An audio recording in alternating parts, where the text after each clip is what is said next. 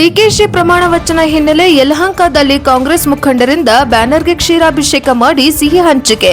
Yelahanka DK Shivakumar ಅವರು ರಾಜ್ಯದ ನೂತನ ಮುಖ್ಯಮಂತ್ರಿಯಾಗಿ ಇಂದು ಪ್ರಮಾಣ ವಚನ ಸ್ವೀಕರಿಸಿದ ಅಂಗವಾಗಿ ಯಲಹಂಕದ ಮಿನಿ ವಿಧಾನಸೌಧದ ಮುಂದೆ ಕಾಂಗ್ರೆಸ್ ಮುಖಂಡರಿಂದ ಪಟಾಕಿ ಸಿಡಿಸಿ ಡಿಕೆಶಿ ಬ್ಯಾನರ್ಗೆ ಕ್ಷೀರಾಭಿಷೇಕ ಮಾಡಿ ನೂರಾರು ಸಾರ್ವಜನಿಕರಿಗೆ ಸಿಹಿ ವಿತರಣೆ ಮಾಡಿದರು.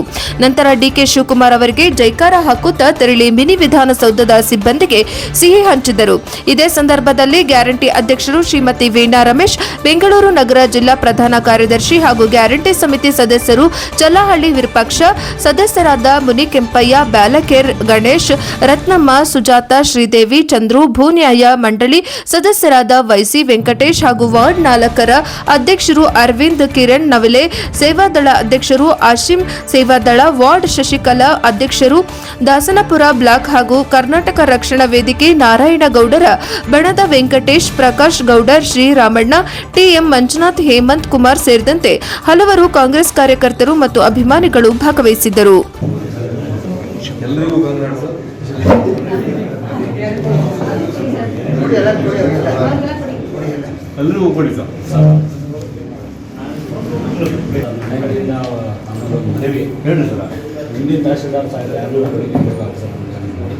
ಸರ್, ನಾನು ನೆನ್ನೆ ಹೋಗಿದ್ದೆ 8 ಗಂಟೆಗೆ.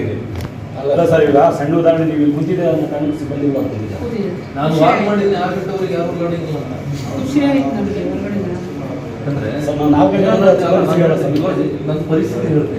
ಬೆಳಿಗ್ಗೆ 8 ಗಂಟೆವರೆಗೆ ಮನೆ ಬಿಟ್ಟು ಹೈಕೋರ್ಟ್ 3 ಗಂಟೆಗೆ ಸಿಗ್ತದೆ. ಲೋಕಾಯುಕ್ತ